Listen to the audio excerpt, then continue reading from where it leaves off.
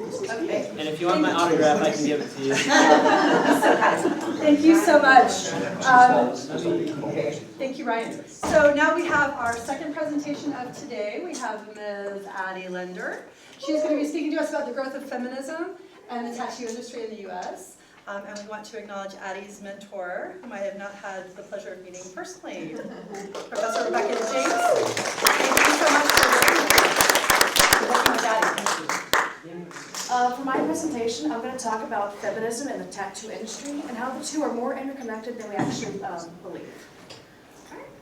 So, to first start off speaking about how the tattoo industry has grown, where did it come from? Ironically, American tattoo industry came from a place outside of America.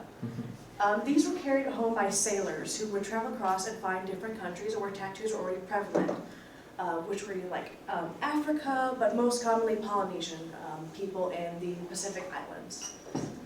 They would end up taking this home and use it as a sign to show that they had traveled and they had gone across seas. This would grow with specific imagery. A lot of it was like sparrows, which represent that a sailor had sailed 5,000 miles. 2 sparrows equal 10,000. And the placement itself would show which direction they had gone, as well as a whole bunch of other imagery. This was further pushed, this further got spread in America due to soldiers, because by the time they came back, it was the mid-19th century. That was when the Civil War was happening for us. And soldiers end up getting tattoos, not only to show their heroism, but more morbidly and more importantly, to recognize their bodies. As said by Paul Rowe, a tattoo historian, your stripes can get torn off in battle, but tattoos can't.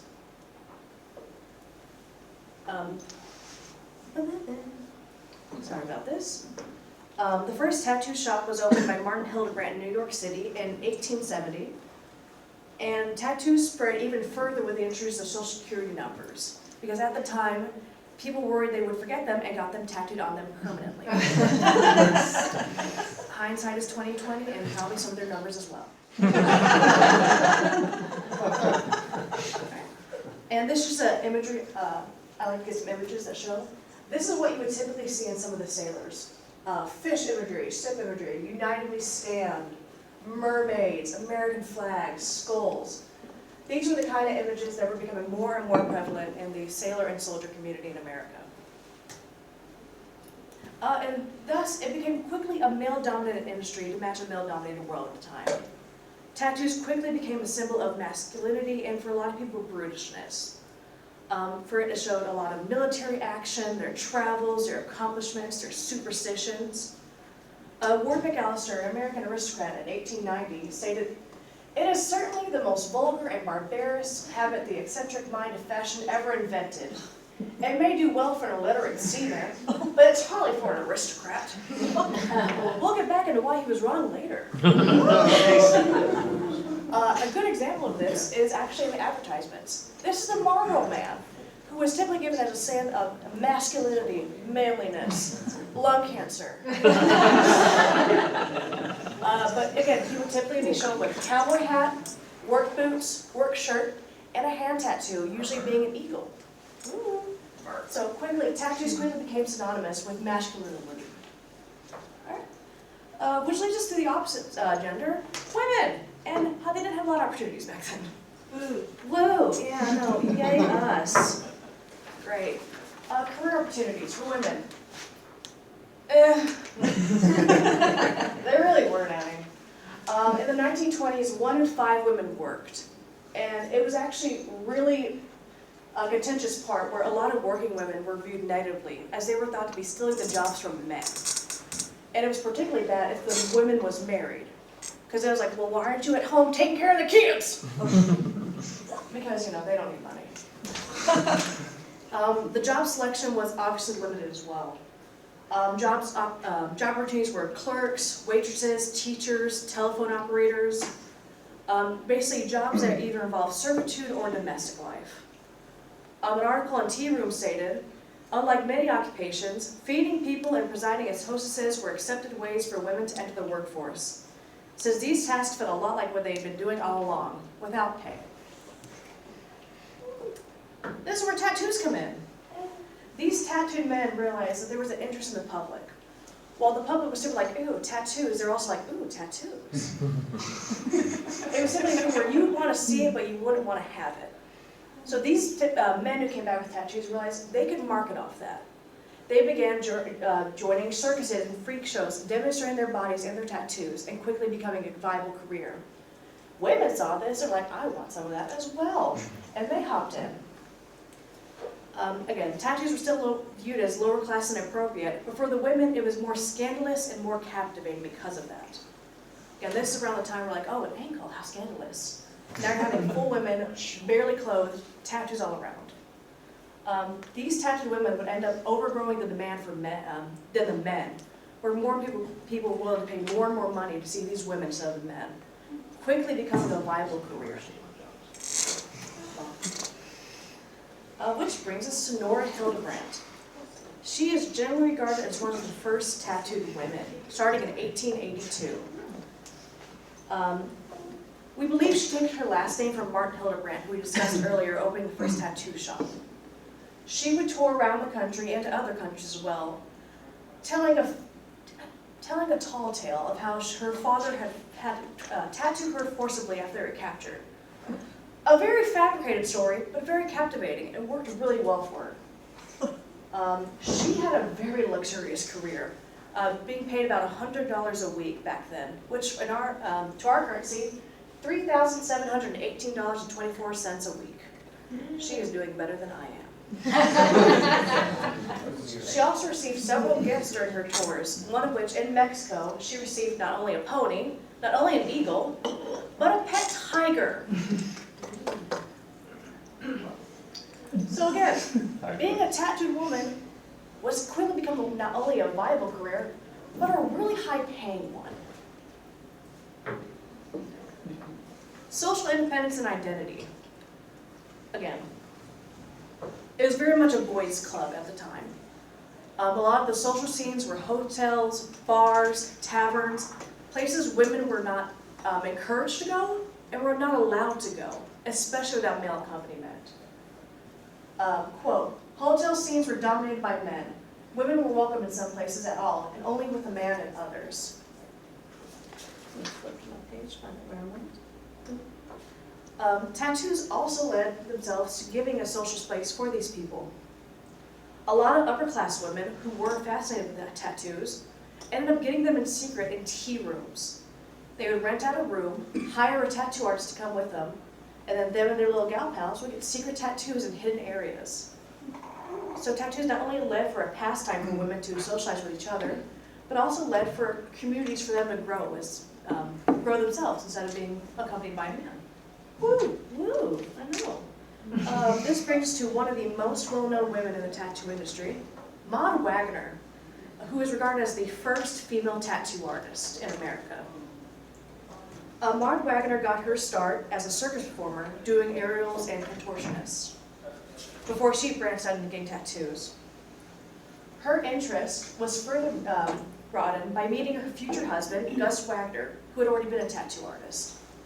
The two hit it off, and Maud Wagner agreed to date him in exchange for becoming his tattoo apprentice.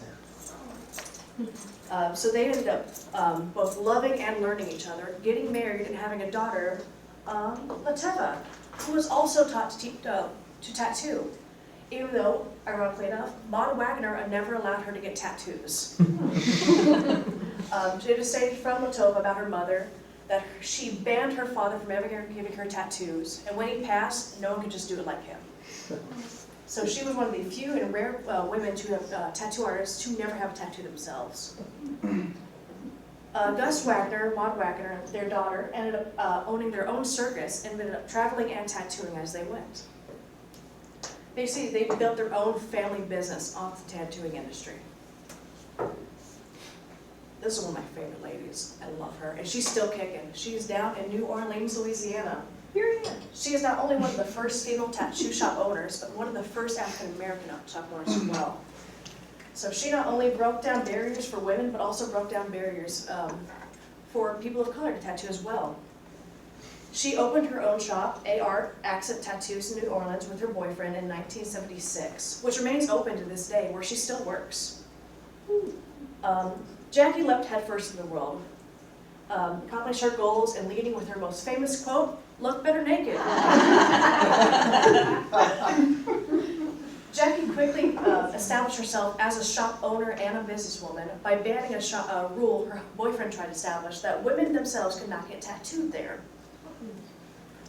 Jackie not only broke down barriers previously locked to her, but also held the door for those falling behind. Alright.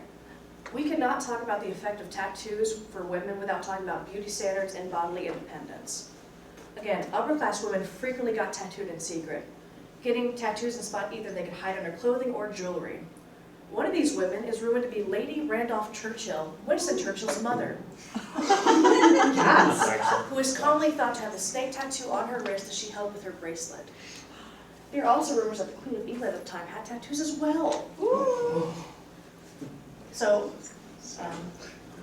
tattoos quickly spread like wildfire, not only belonging to the lower class, but the higher society as well.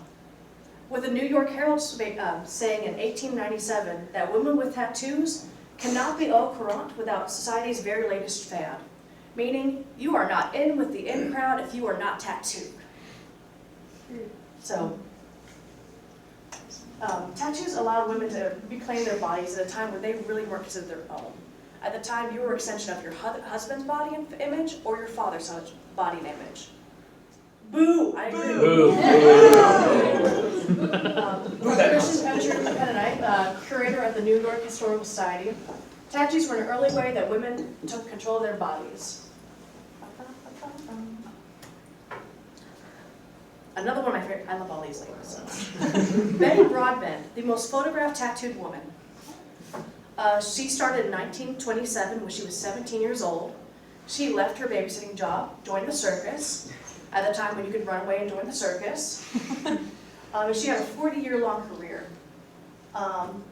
She is most well known for in 1939 appearing in the first televised beauty pageant. That was the 1939, I have it written down, hold on, paper. The New York World's Fair. So she, her second husband, Charles Rourke, said that she wanted to be her own woman. She never wanted to be dependent on anyone for anything. This girl. Yes. So Betty Broadbent shattered beauty standards by going up there, and forced the world to consider: do tattoos make a woman not pretty? I'm gonna say no. I might be biased. The tattoo industry also led women to own their own businesses. It has been a slow crawl for women to reach positions of business power. With our first director of a major corporation, Dave Letty, paid Whitehead in only 1934 for Coca-Cola. And then the first CEO of Fortune 500 company, Catherine Graham, only in 1972. I'm really nervous, I'm sorry. Okay, so the tattoo industry allowed women in the 1900s a rare opportunity to be their own women and run their own businesses. Women in the tattoo industry struggled to branch off on their own because typically they were taught by either their father, their boyfriend, or their husband. This was done not only to get new workers for the shop, but also to determine a lack of competition, as it was unlikely they would separate from their father or their husband to open their own shop. However, despite this difficulty, many women did, and they faced different obstacles with it. Quote from a lady we'll meet in a second. You know how men are in any business, always sort of jealous if a woman does as well as they do. Some of the men tattooists along the Bowery are now cutting prices trying to put me out of business. But I have plenty of customers just the same, 14 or 15 a day. And with this sign for Millie's Tattoos, let's meet Millie! Woo! Mildred Hull opened her own shop, Millie's Tattoo, in the back of a barber shop at 16 Bowery, New York. And unlike a lot of female tattoo artists, she worked alone. She was taught by Charles Wagner, no relation to the Wagners earlier. And then Millie opened her own shop. Her sign up front advertised her work with the sign, Millie's Tattoo, electric tattoos at low prices, expert artiste. Millie faced tough competition and challenges, stating herself that she fought many drunk men who came to accost her shop. Millie also described in Photo magazine that some of the men tattooists on the Bowery are trying to put me out of business, but I still have a successful career. Millie tattooed both men and women, though women began to become her main client. This could be due to her being a woman herself, her strength against men's inappropriate action in her store, or her providing privacy to female customers by tattooing their intimate areas behind a curtain. Whatever may be the reason, Millie Hull provided a place for women and the tattoo industry to grow and thrive.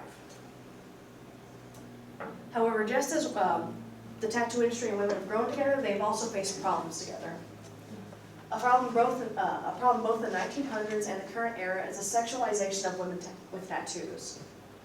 As said by Cesar Lombroso in his book, The Female Offender, tattooing among the lower class of prostitutes is frequent, but rare among the upper sort, and almost unknown in the ranks of the clandestine, indicating once again that tattoos had no place in the higher classes of society.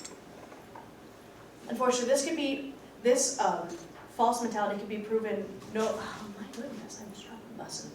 We're gonna get through it. This mentality can be shown no clearer than the 1920s Boston rape case, where 2 men assaulted a young woman and upon reaching trial were declared innocent due to the woman having a butterfly tattoo on her leg. But the judge stated that because of this tattoo, she was a loose woman and had led them on, ignoring the fact that prior to the incident she was in fact a virgin.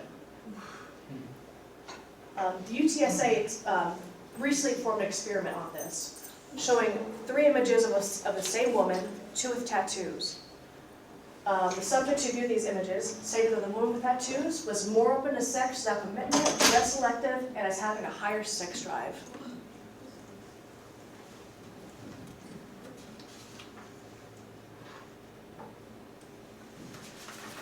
Despite the problems facing women in the tattoo industry, women have continued to express an interest in it. From the male-dominated industry in the 1900s, interest in tattoos has turned from a male client to mostly female client. The Pew Research Center states that 38% of women have at least 1 tattoo or more, while only 27% of men have 1 or more. Naturally, as these clienteles shifted, so did the tattoo trends. Mastectomy tattoos have risen as women who have had the surgery to get their breasts removed have got tattoos to cover the scars. Medusa tattoos have recently surged up for sexual assault victims as a strength of power. And it has also been further spread by celebrities. Up top is a tattoo of a copy of Janis Joplin's tattoo, which she famously had on her arm.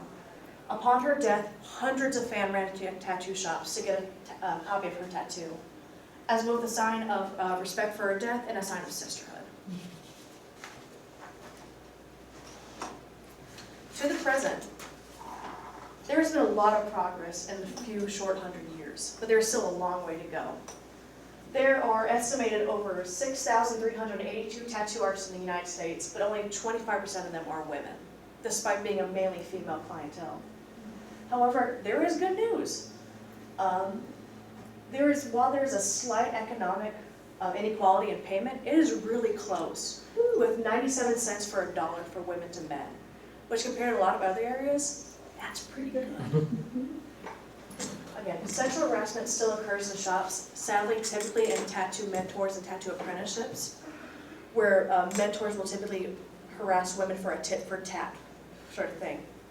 But however, women are also conquering this fact by becoming shop owners themselves, and many of them are opening female-only shops to battle against this, and becoming more confident in speaking out against this.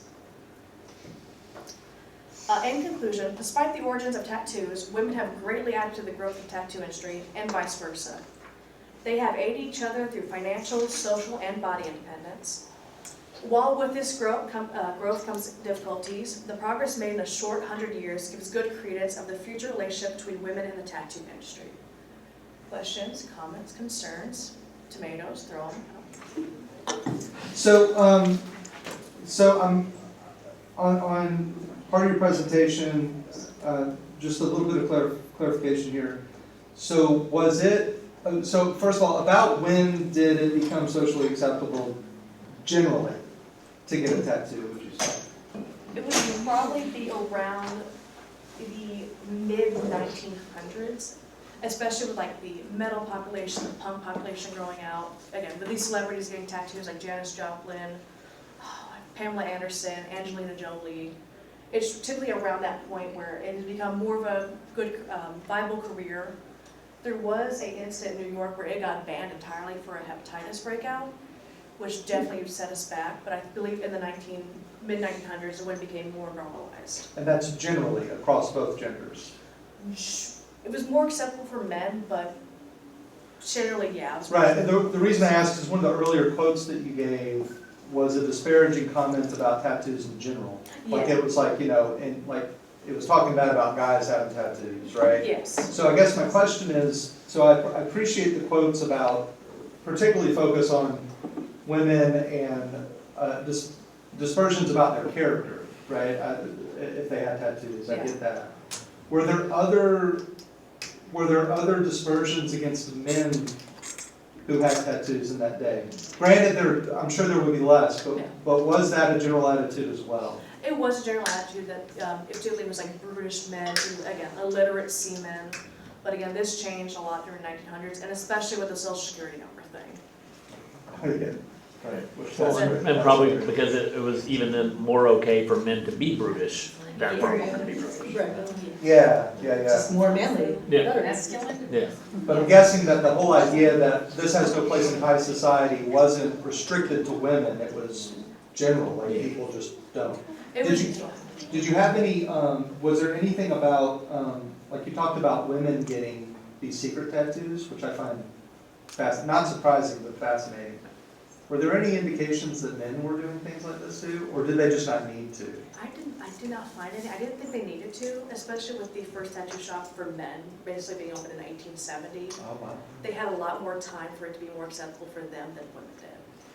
They probably had a lot more freedom to just not care if Yeah. it wasn't acceptable, right? It was almost like, are you going to tell 6'5" big old sailor that you don't like his tattoo?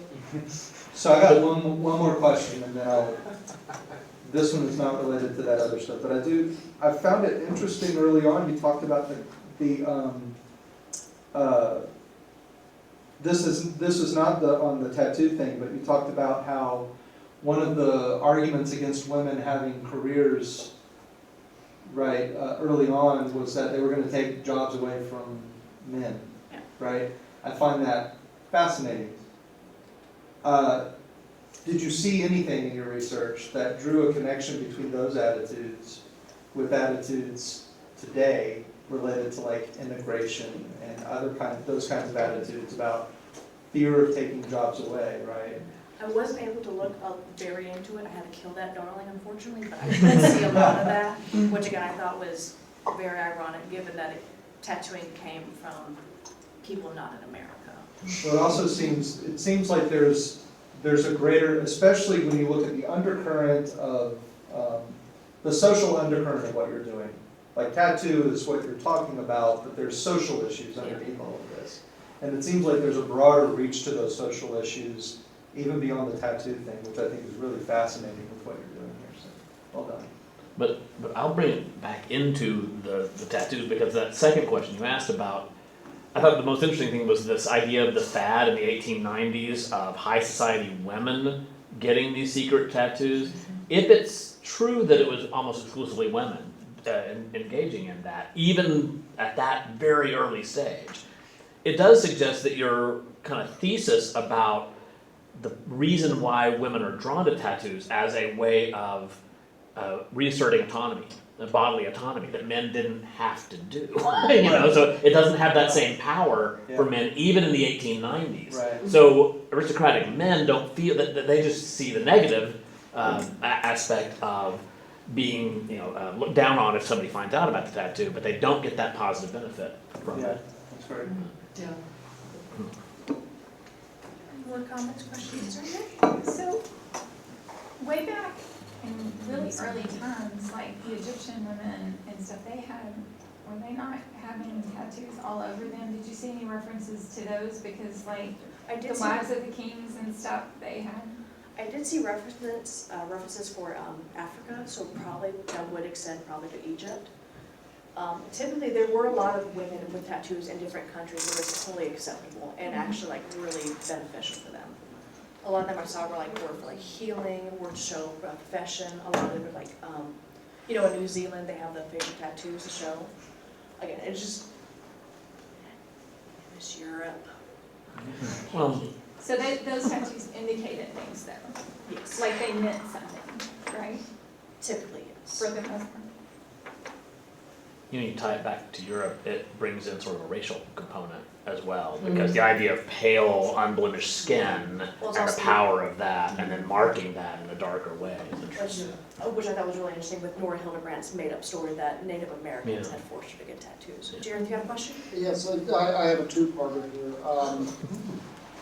First, you know, the current ratio of male to female owned tattoo shops. And two, would the amount of female owned tattoo shops maybe impact the income inequality? I was not able to find a ratio of owned tattoo shops, which is partly due because there are a lot of co-ed tattoo shops. And again, getting that ratio right, like I know the tattoo shop I go to has a female tattoo artist, but it's all co-owned with everybody. And it all depends on who actually owns the shop and who's actually working in the shop. Because in Texas, you rent a booth sometimes, you own the shop yourself. It depends, so it'd be hard to get like an accurate measurement. But I did notice a rise in female-only tattoo shops specifically. Where they like specifically are owned by women and hired for women. And so would that affect maybe the income inequality, the 97, on average 97 cents that women make per every dollar that a man makes? I would hope so. Typically, tattoo pricing is based on self, so I believe that it's so close but a little bit off because of women downplaying their services slightly. Oh, and I will say a fun fact, I didn't get to speak earlier. Millie Hull stated the most famous tattoo for women was Mickey Mouse. I just thought that was fun.